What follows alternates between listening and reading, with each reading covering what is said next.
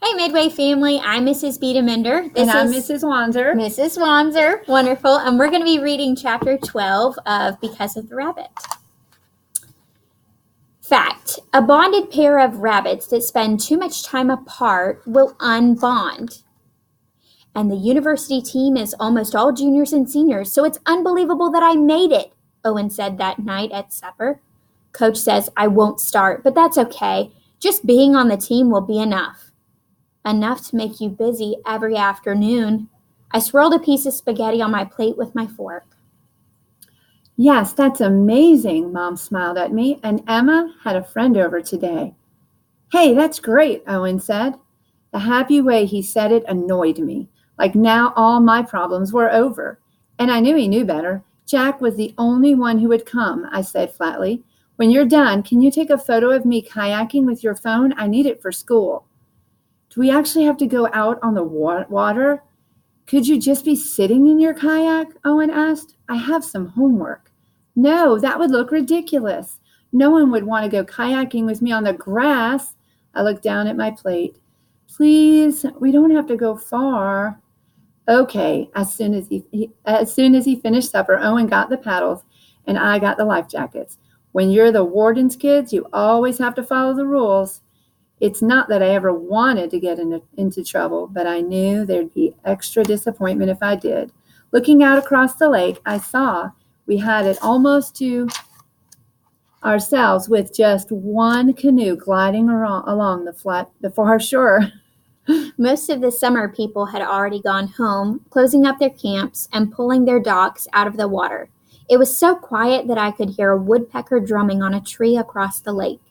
I threw my flip-flops into the bottom of the kayak. Holding my paddle across the front, I climbed in.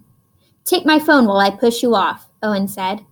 I tucked his phone into my pocket. I love that moment when Owen gives me a shove out past the drop-off and suddenly it's just water under my kayak. I think it must be close to what a bird feels when it lifts off and flies. A quick burst, and then you leave the ground behind you. It's a free feeling with nothing holding you back. Where do you want to take the photo? Owen asked, paddling up beside me. I want Eagle Island behind me. On maps it has a different name, but Owen and I named it for the big eagle's nest in a tall pine tree at the tip. When the eagles were nesting or had eaglets, we weren't allowed on the island, but the juveniles had flown off weeks ago. We still saw them in the treetops around the lake from time to time, but they were on their own now. Kayaking to Eagle Island would take a little time, too, time that I didn't have to share Owen with anyone. The lake was almost flat, just a breeze wrinkling the surface.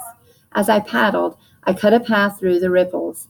A little kingfisher cackled at us, flying low over the waves. He landed on a dead branch that stretched over the water. As we caught up to him, he flew off again, complaining. Owen was digging his paddle so hard that my arms were getting sore trying to keep up with him. The breeze kept blowing my hair across my nose, and it itched every time. Finally, I gave up and let him get ahead. I took his phone from my pocket and shot a photo of him kayaking away from me. Approaching the island, I looked at the empty nest, a big mess of sticks waiting for next year. When the eagles nested again in late winter, the lake would probably still be a huge field of ice. It's hard to imagine winter in other seasons, but it's a different world out there. Light reflects on the ice, and the wind blows strong because there's nothing on the lake to slow it down.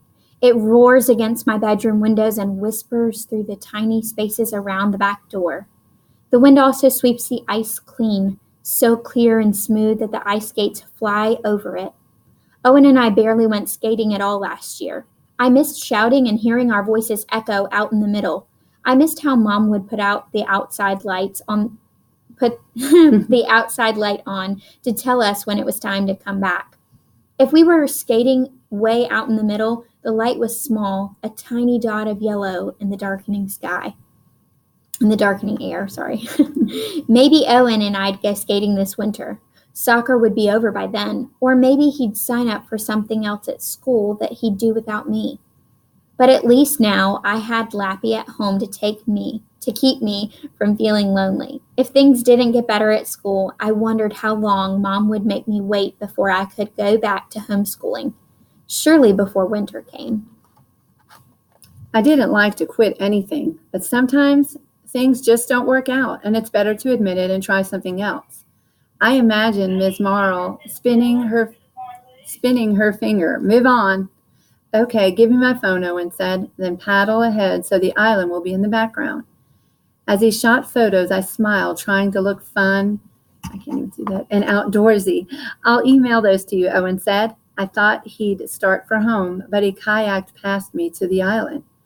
As I beached my kayak next to his, Owen picked up a small rock and threw it. Beat that. I picked up a rock and threw it as hard as I could. It didn't go as far as his, so I tried again.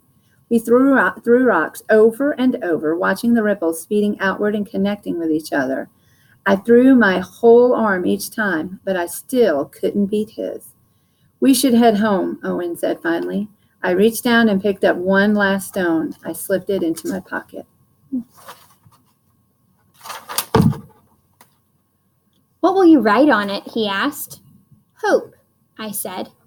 I can't believe you don't already have that one, Owen said, picking up another rock. I've always had hope. I didn't need a rock to give me extra, I sighed.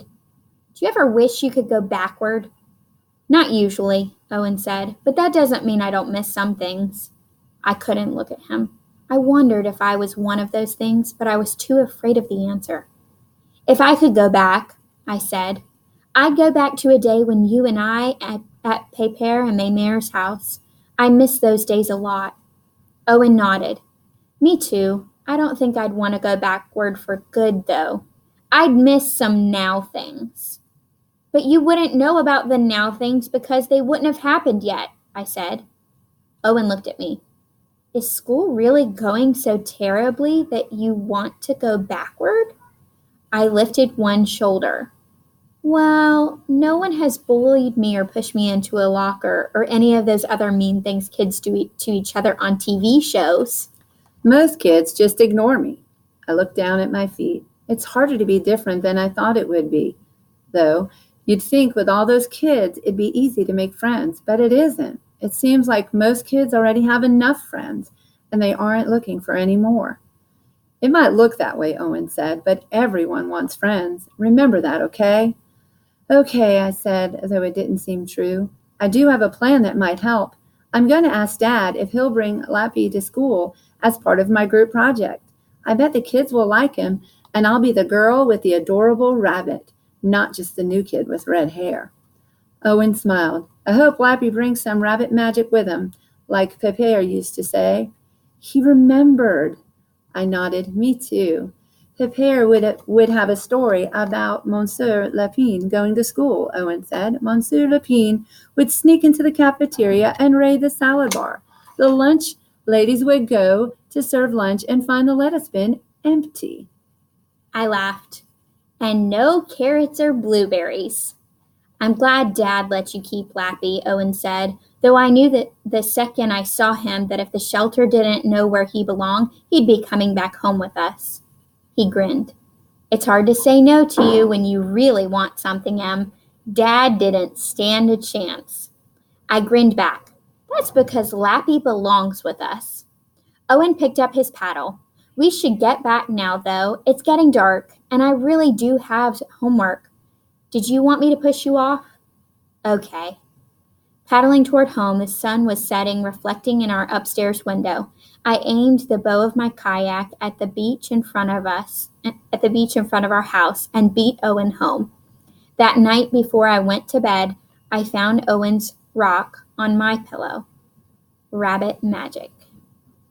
We hope you enjoyed chapter 12 with us today. We can't wait to find out what happens at the end of this story, and we hope you'll keep listening. Bye.